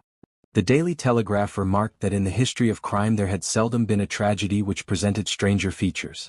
The German name of the victim, the absence of all other motive, and the sinister inscription on the wall, all pointed to its perpetration by political refugees and revolutionists. The socialists had many branches in America, and the deceased had, no doubt, infringed their unwritten laws and been tracked down by them. After alluding airily to the Vemgericht, Aqua Tofana, Carbonari, the Marchioness de Brinvilliers, the Darwinian theory, the principles of Malthus, and the Ratcliffe highway murders, the article concluded by admonishing the government and advocating a closer watch over foreigners in England. The Standard commented upon the fact that lawless outrages of the sort usually occurred under a liberal administration. They arose from the unsettling of the minds of the masses, and the consequent weakening of all authority. The deceased was an American gentleman who had been residing for some weeks in the metropolis. He had stayed at the boarding house of Madame Charpentier, in Torquay Terrace, Camberwell. He was accompanied in his travels by his private secretary, Mr. Joseph Stangerson. The two bade adieu to their landlady upon Tuesday, the 4th Inst., and departed to Euston Station with the avowed intention of catching the Liverpool express. They were afterwards seen together upon the platform. Nothing more is known of them until Mr. Drebber's body was, as recorded, discovered in an empty house in the Brixton Road, many miles from Euston. How he came there, or how he met his fate, are questions which are still involved in mystery. Nothing is known of the whereabouts of Stangerson. We are glad to learn that Mr. Lestrade and Mr. Gregson of Scotland Yard are both engaged upon the case, and it is confidently anticipated that these well-known officers will speedily throw light upon the matter. The Daily News observed that there was no doubt as to the crime being a political one. The despotism and hatred of liberalism which animated the continental governments had had the effect of driving to our shores a number of men who might have made excellent citizens were they not soured by the recollection of all that they had undergone. Among these men there was a stringent code of honor, any infringement of which was punished by death. Every effort should be made to find the secretary, Stangerson, and to ascertain some particulars of the habits of the deceased. A great step had been gained by the discovery of the address of the house at which he had boarded, a result which was entirely due to the acuteness and energy of Mr. Gregson of Scotland Yard. Sherlock Holmes and I read these notices over together at breakfast, and they appeared to afford him considerable amusement. I told you that, whatever happened, Lestrade and Gregson would be sure to score. That depends on how it turns out. Oh, bless you, it doesn't matter in the least. If the man is caught, it will be on account of their exertions. If he escapes, it will be in spite of their exertions. It's heads I win and tails you lose. Whatever they do, they will have followers. Un sot trouve toujours un plus sot qu'il admire. What on earth is this? I cried, for at this moment there came the pattering of many steps in the hall and on the stairs, accompanied by audible expressions of disgust upon the part of our landlady. It's the Baker Street division of the detective police force, said my companion, gravely, and as he spoke there rushed into the room half a dozen of the dirtiest and most ragged street Arabs that ever I clapped eyes on. "Tention!" cried Holmes in a sharp tone, and the 6 dirty little scoundrels stood in a line like so many disreputable statuettes. "In future you shall send up Wiggins alone to report, and the rest of you must wait in the street." "Have you found it, Wiggins?" "No, sir, we hain't," said one of the youths. "I hardly expected you would. You must keep on until you do. Here are your wages." He handed each of them a shilling. "Now off you go and come back with a better report next time." He waved his hand and they scampered away downstairs like so many rats, and we heard their shrill voices next moment in the street. "There's more work to be got out of one of those little beggars than out of a dozen of the force," Holmes remarked. "The mere sight of an official-looking person seals men's lips. These youngsters, however, go everywhere and hear everything. They are as sharp as needles, too. All they want is organization." "Is it on this Brixton case that you are employing them?" I asked. "Yes, there is a point which I wish to ascertain. It is merely a matter of time. Hello. We are going to hear some news now with a vengeance." Here is Gregson coming down the road with beatitude written upon every feature of his face. "Bound for us, I know. Yes, he is stopping. There he is." There was a violent peal at the bell, and in a few seconds the fair-haired detective came up the stairs, 3 steps at a time, and burst into our sitting room. "My dear fellow," he cried, wringing Holmes' unresponsive hand, "congratulate me. I have made the whole thing as clear as day." A shade of anxiety seemed to me to cross my companion's expressive face. "Do you mean that you are on the right track?" he asked. "The right track? Why, sir, we have the man under lock and key."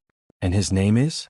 "Arthur Charpentier, sub-lieutenant in Her Majesty's Navy," cried Gregson pompously, rubbing his fat hands and inflating his chest. Sherlock Holmes gave a sigh of relief and relaxed into a smile. "Take a seat and try one of these cigars," he said. "We are anxious to know how you managed it. Will you have some whiskey and water?" "I don't mind if I do," the detective answered. "The tremendous exertions which I have gone through during the last day or two have worn me out. Not so much bodily exertion, you understand, as the strain upon the mind. You will appreciate that, Mr. Sherlock Holmes, for we are both brain workers." "You do me too much honor," said Holmes gravely. "Let us hear how you arrived at this most gratifying result." The detective seated himself in the armchair, and puffed complacently at his cigar. Then suddenly he slapped his thigh in a paroxysm of amusement. "The fun of it is," he cried, that fool Lestrade, who thinks himself so smart, has gone off upon the wrong track altogether. He is after the Secretary Stangerson, who had no more to do with the crime than the babe unborn. I have no doubt that he has caught him by this time." The idea tickled Gregson so much that he laughed until he choked. "And how did you get your clue?" I'll tell you all about it. Of course, Dr. Watson, this is strictly between ourselves.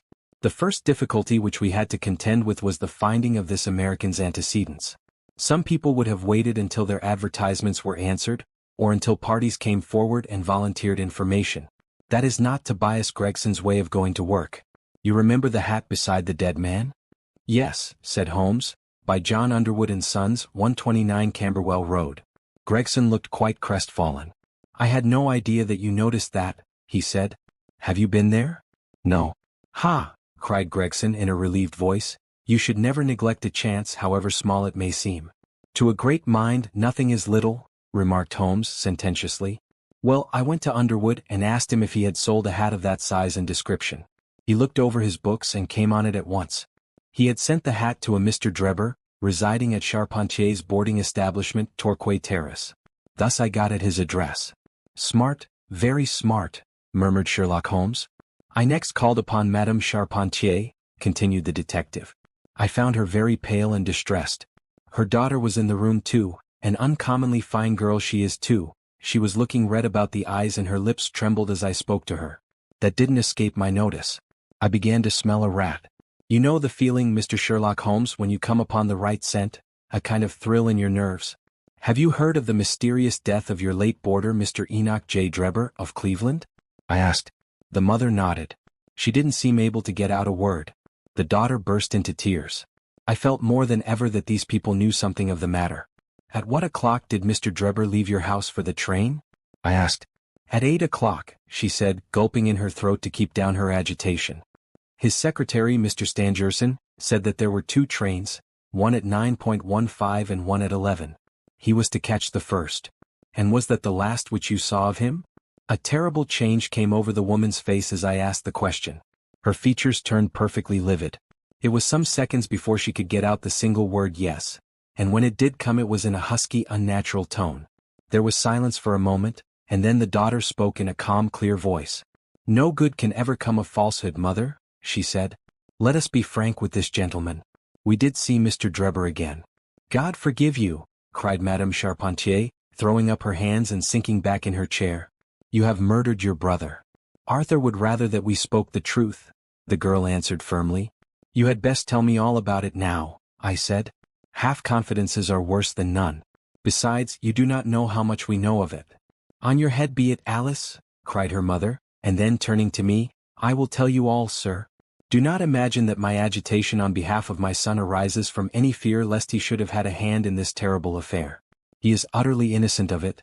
My dread is, however, that in your eyes and in the eyes of others he may appear to be compromised. That, however, is surely impossible. His high character, his profession, his antecedents would all forbid it. Your best way is to make a clean breast of the facts, I answered. Depend upon it, if your son is innocent he will be none the worse. Perhaps, Alice, you had better leave us together, she said, and her daughter withdrew.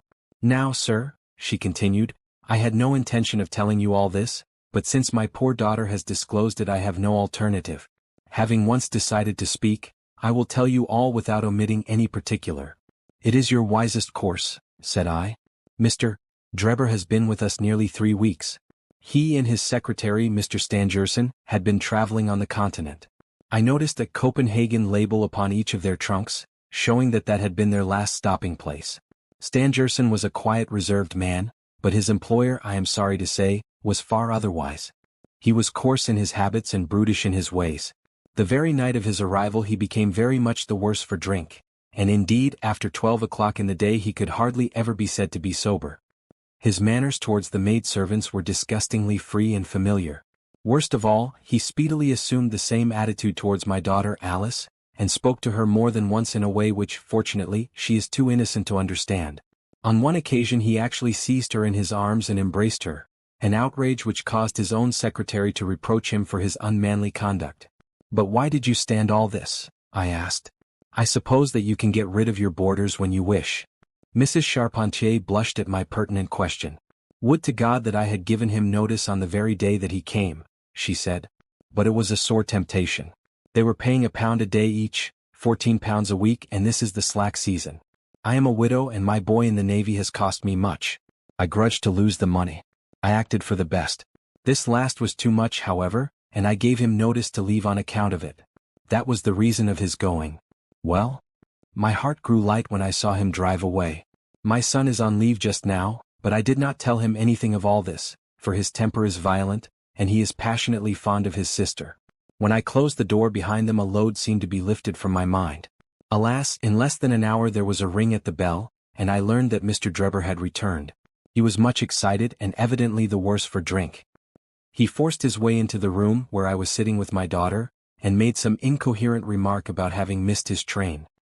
He then turned to Alice and before my very face, proposed to her that she should fly with him.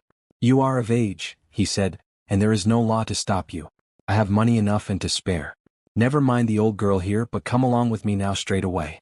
You shall live like a princess. Poor Alice was so frightened that she shrunk away from him, but he caught her by the wrist and endeavored to draw her towards the door. I screamed, and at that moment my son Arthur came into the room. What happened then I do not know. I heard oaths and the confused sounds of a scuffle. I was too terrified to raise my head. When I did look up I saw Arthur standing in the doorway laughing, with a stick in his hand. I don't think that fine fellow will trouble us again, he said. I will just go after him and see what he does with himself. With those words he took his hat and started off down the street. The next morning we heard of Mr. Drebber's mysterious death. This statement came from Mrs. Charpentier's lips with many gasps and pauses. At times she spoke so low that I could hardly catch the words. I made shorthand notes of all that she said, however, so that there should be no possibility of a mistake.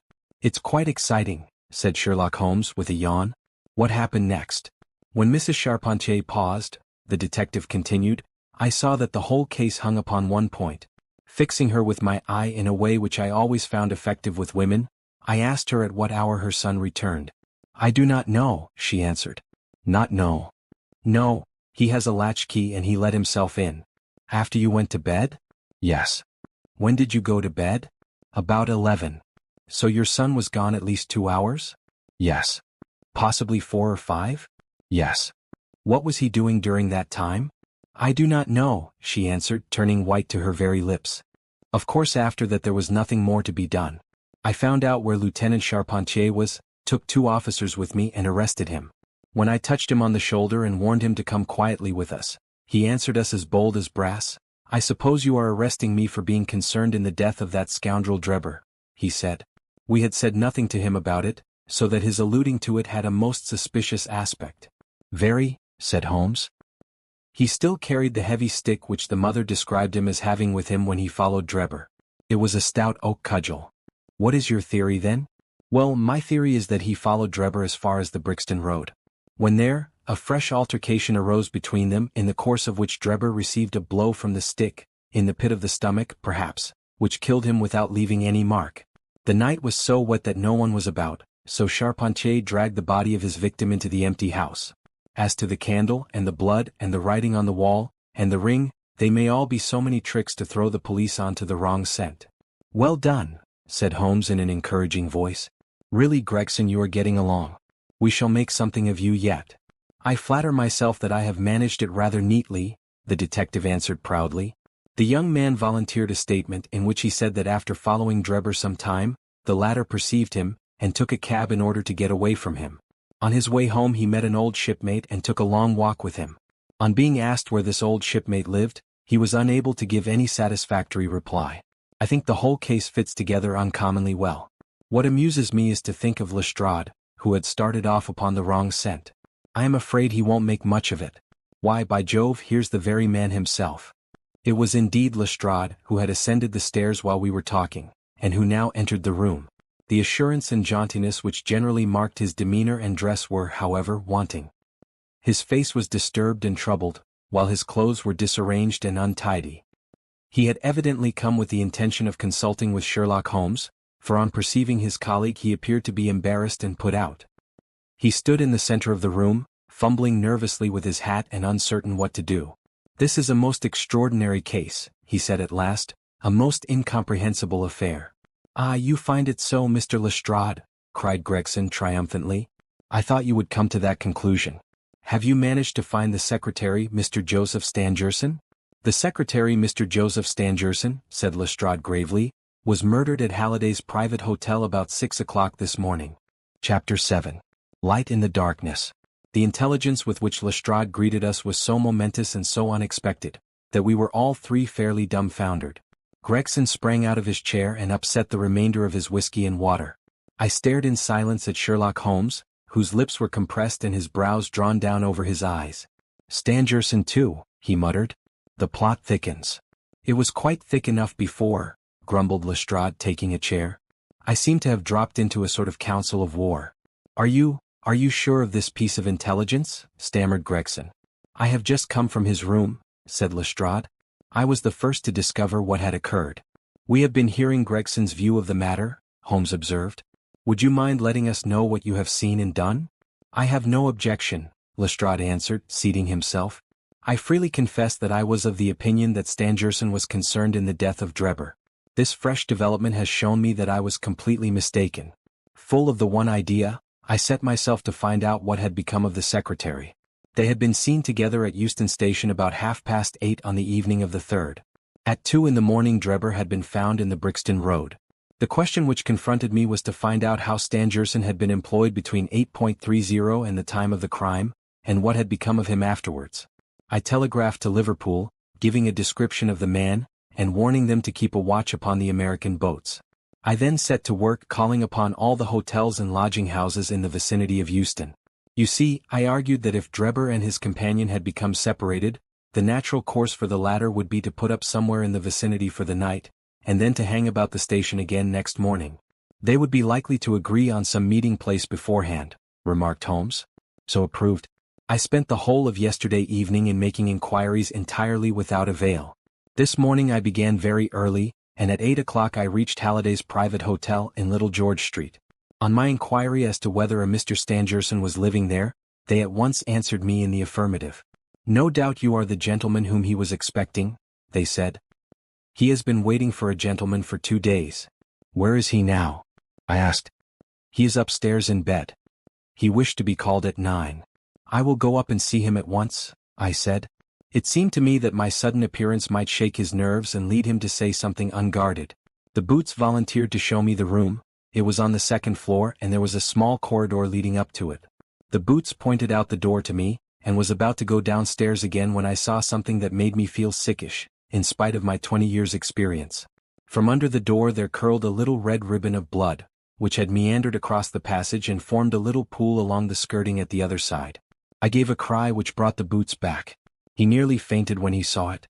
The door was locked on the inside, but we put our shoulders to it and knocked it in. The window of the room was open, and beside the window, all huddled up, lay the body of a man in his nightdress. He was quite dead and had been for some time, for his limbs were rigid and cold.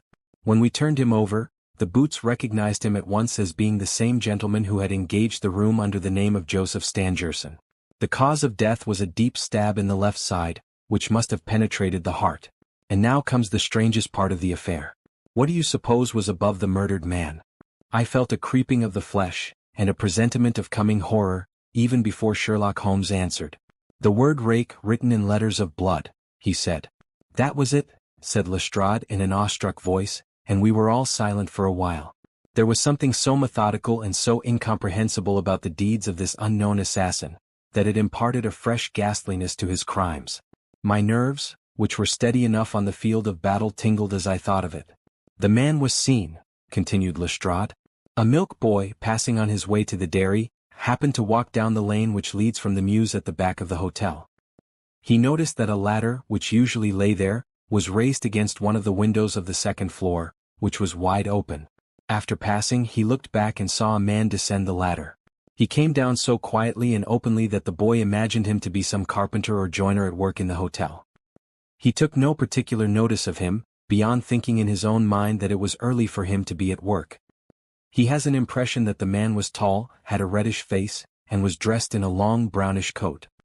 He must have stayed in the room some little time after the murder, for we found blood-stained water in the basin, where he had washed his hands, and marks on the sheets where he had deliberately wiped his knife. I glanced at Holmes on hearing the description of the murderer, which tallied so exactly with his own. There was, however, no trace of exultation or satisfaction upon his face. Did you find nothing in the room which could furnish a clue to the murderer? He asked. Nothing.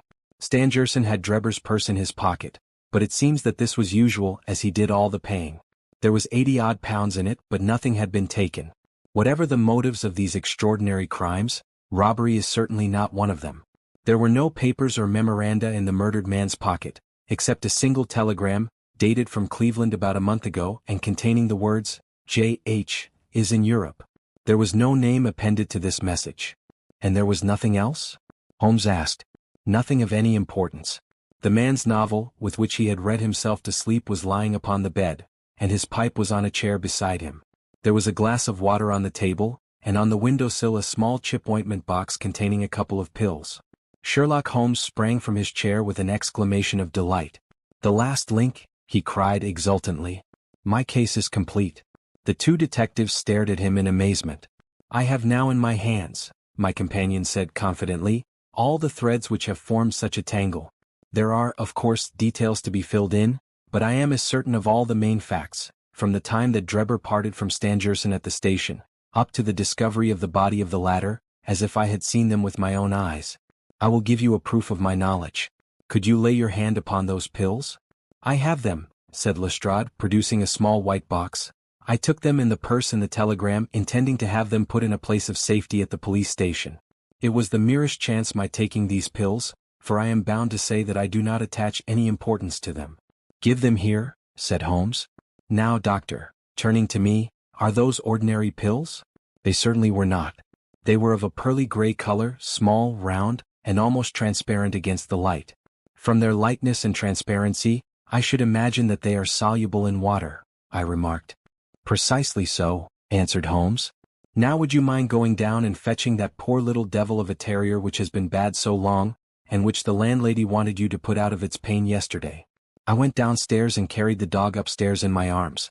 Its labored breathing and glazing eyes showed that it was not far from its end. Indeed, its snow-white muzzle proclaimed that it had already exceeded the usual term of canine existence. I placed it upon a cushion on the rug. I will now cut one of these pills in two, said Holmes, and drawing his penknife he suited the action to the word. One half we return into the box for future purposes. The other half I will place in this wine glass, in which is a teaspoonful of water. You perceive that our friend, the doctor, is right, and that it readily dissolves. This may be very interesting, said Lestrade in the injured tone of one who suspects that he is being laughed at. I cannot see, however, what it has to do with the death of Mr. Joseph Stangerson. Patience, my friend, patience. You will find in time that it has everything to do with it. I shall now add a little milk to make the mixture palatable, and on presenting it to the dog we find that he laps it up readily enough. As he spoke he turned the contents of the wine-glass into a saucer and placed it in front of the terrier, who speedily licked it dry. Sherlock Holmes' earnest demeanor had so far convinced us that we all sat in silence, watching the animal intently, and expecting some startling effect. None such appeared, however. The dog continued to lie stretched upon the cushion, breathing in a labored way, but apparently neither the better nor the worse for its draught.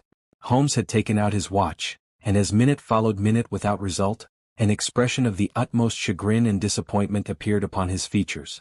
He gnawed his lip, drummed his fingers upon the table, and showed every other symptom of acute impatience. So great was his emotion, that I felt sincerely sorry for him, while the two detectives smiled derisively, by no means displeased at this check which he had met. It can't be a coincidence, he cried at last, springing from his chair and pacing wildly up and down the room. It is impossible that it should be a mere coincidence. The very pills which I suspected in the case of Drebber are actually found after the death of Stangerson. And yet they are inert. What can it mean? Surely my whole chain of reasoning cannot have been false. It is impossible. And yet this wretched dog is none the worse. I have it! I have it! With a perfect shriek of delight he rushed to the box, cut the other pill in two, dissolved it, added milk, and presented it to the terrier. The unfortunate creature's tongue seemed hardly to have been moistened in it before it gave a convulsive shiver in every limb, and lay as rigid and lifeless as if it had been struck by lightning. Sherlock Holmes drew a long breath, and wiped the perspiration from his forehead. I should have more faith, he said. I ought to know by this time that when a fact appears to be opposed to a long train of deductions, it invariably proves to be capable of bearing some other interpretation. Of the two pills in that box, one was of the most deadly poison, and the other was entirely harmless. I ought to have known that before ever I saw the box at all. This last statement appeared to me to be so startling, that I could hardly believe that he was in his sober senses. There was the dead dog, however, to prove that his conjecture had been correct. It seemed to me that the mists in my own mind were gradually clearing away, and I began to have a dim, vague perception of the truth. All this seems strange to you, continued Holmes, because you failed at the beginning of the inquiry to grasp the importance of the single real clue which was presented to you. I had the good fortune to seize upon that, and everything which has occurred since then has served to confirm my original supposition, and indeed, was the logical sequence of it. Hence things which have perplexed you and made the case more obscure, have served to enlighten me and to strengthen my conclusions. It is a mistake to confound strangeness with mystery. The most commonplace crime is often the most mysterious because it presents no new or special features from which deductions may be drawn. This murder would have been infinitely more difficult to unravel had the body of the victim been simply found lying in the roadway without any of those outre and sensational accompaniments which have rendered it remarkable. These strange details, far from making the case more difficult, have really had the effect of making it less so. Mr. Gregson, who had listened to this address with considerable impatience, could contain himself no longer. Look here, Mr. Sherlock Holmes, he said, we are all ready to acknowledge that you are a smart man, and that you have your own methods of working. We want something more than mere theory and preaching now, though. It is a case of taking the man. I have made my case out, and it seems I was wrong. Young Charpentier could not have been engaged in this second affair. Lestrade went after his man, Stangerson, and it appears that he was wrong too. You have thrown out hints here and hints there and seem to know more than we do, but the time has come when we feel that we have a right to ask you straight how much you do know of the business. Can you name the man who did it? I cannot help feeling that Gregson is right, sir, remarked Lestrade. We have both tried and we have both failed.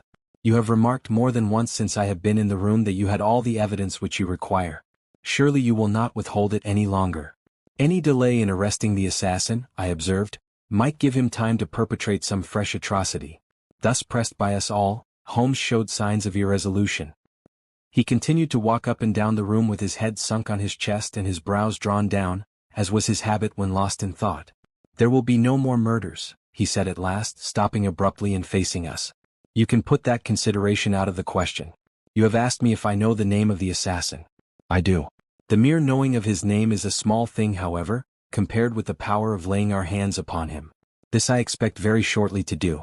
I have good hopes of managing it through my own arrangements, but it is a thing which needs delicate handling, for we have a shrewd and desperate man to deal with, who is supported, as I have had occasion to prove, by another who is as clever as himself. As long as this man has no idea that anyone can have a clue, there is some chance of securing him, but if he had the slightest suspicion, he would change his name, and vanish in an instant among the 4 million inhabitants of this great city. Without meaning to hurt either of your feelings, I am bound to say that I consider these men to be more than a match for the official force, and that is why I have not asked your assistance. If I fail, I shall, of course, incur all the blame due to this omission, but that I am prepared for. At present I am ready to promise that the instant that I can communicate with you without endangering my own combinations, I shall do so. Gregson and Lestrade seemed to be far from satisfied by this assurance, or by the depreciating allusion to the detective police. The former had flushed up to the roots of his flaxen hair, while the other's beady eyes glistened with curiosity and resentment. Neither of them had time to speak, however, before there was a tap at the door, and the spokesman of the street Arabs, young Wiggins, introduced his insignificant and unsavory person. "Please, sir," he said, touching his forelock, "I have the cab downstairs." "Good boy," said Holmes blandly. "Why don't you introduce this pattern at Scotland Yard?" he continued, taking a pair of steel handcuffs from a drawer. "See how beautifully the spring works. They fasten in an instant." "The old pattern is good enough," remarked Lestrade, "if we can only find the man to put them on." Very good," said Holmes, smiling. "The cabman may as well help me with my boxes. Just ask him to step up, Wiggins." I was surprised to find my companion speaking as though he were about to set out on a journey, since he had not said anything to me about it. There was a small portmanteau in the room, and this he pulled out and began to strap. He was busily engaged at it when the cabman entered the room. "Just give me a help with this buckle, cabman," he said, kneeling over his task and never turning his head. The fellow came forward with a somewhat sullen, defiant air, and put down his hands to assist. At that instant there was a sharp click, the jangling of metal, and Sherlock Holmes sprang to his feet again. "Gentlemen," he cried with flashing eyes, "let me introduce you to Mr. Jefferson Hope, the murderer of Enoch Drebber and of Joseph Stangerson."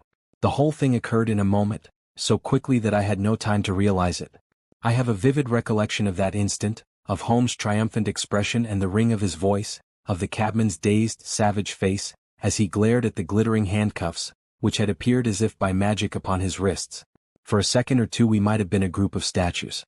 Then, with an inarticulate roar of fury, the prisoner wrenched himself free from Holmes's grasp, and hurled himself through the window. Woodwork and glass gave way before him. But before he got quite through, Gregson, Lestrade, and Holmes sprang upon him like so many staghounds. He was dragged back into the room and then commenced a terrific conflict. So powerful and so fierce was he, that the four of us were shaken off again and again.